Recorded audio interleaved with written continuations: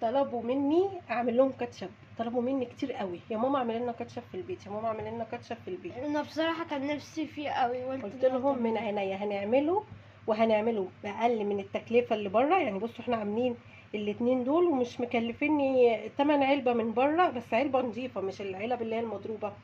وطعمه يا جماعه احلى من هاينز. بصوا شايفين الحمار بتاعه كمان والجمال،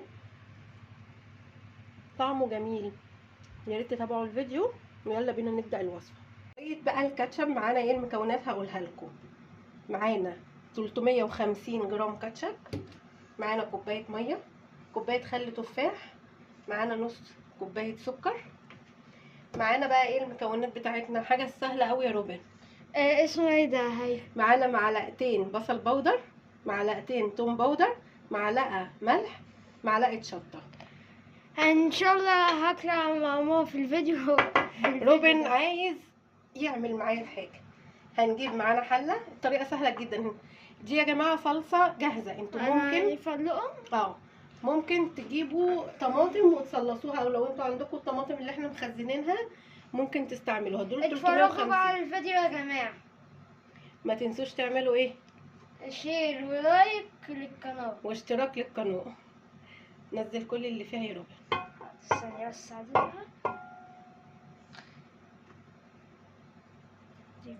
هننزل بكوبايه خل التفاح، وانا هحط بقى الميه.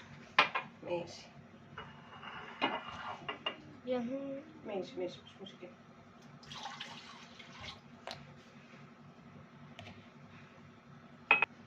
بصوا يا جماعه هننزل بالتوابل بتاعتنا كلها، وروبن هيقلب دلوقتي. في ملحوظه يا روبن، السكر هيتحط في الاخر، لو انت عايزه تبدليه بعسل نحل مفيش اي مشكله. 200 جرام عسل نحل او نص كوبايه سكر، وكوبايه السكر دي ايه، نص الكوبايه هتتحط في اخر 20 دقيقه واحنا بنطفي عليه. قلب يا روبن يلا. ماشي.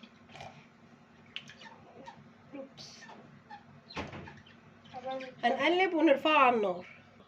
بصوا يا جماعه احنا كده رفعناها على النار اهي. انا بقلبها وهوطي النار عليها خالص لمده 20 دقيقه. في الدقيقه 18 هبدا احط السكر. هرجع لكم تاني.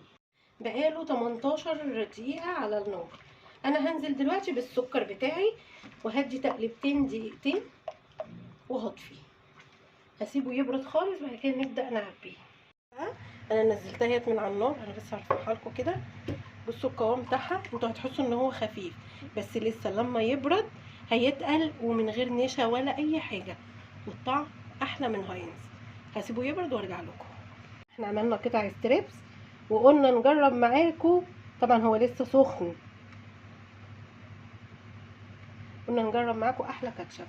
بصوا يا جماعه لونه، بس انا هحط لكم شويه هنا، هو لسه سخن معايا بس انا قلت اجربه لكم. بصوا لونه احمر ازاي وجميل.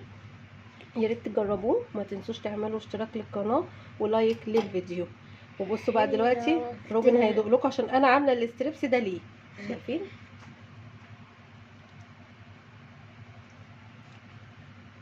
طعم الكاتشب اظنه زي بتاع هاينز واحلى، صدقني يا روبن احلى، لو جربتوه مش هتندموا.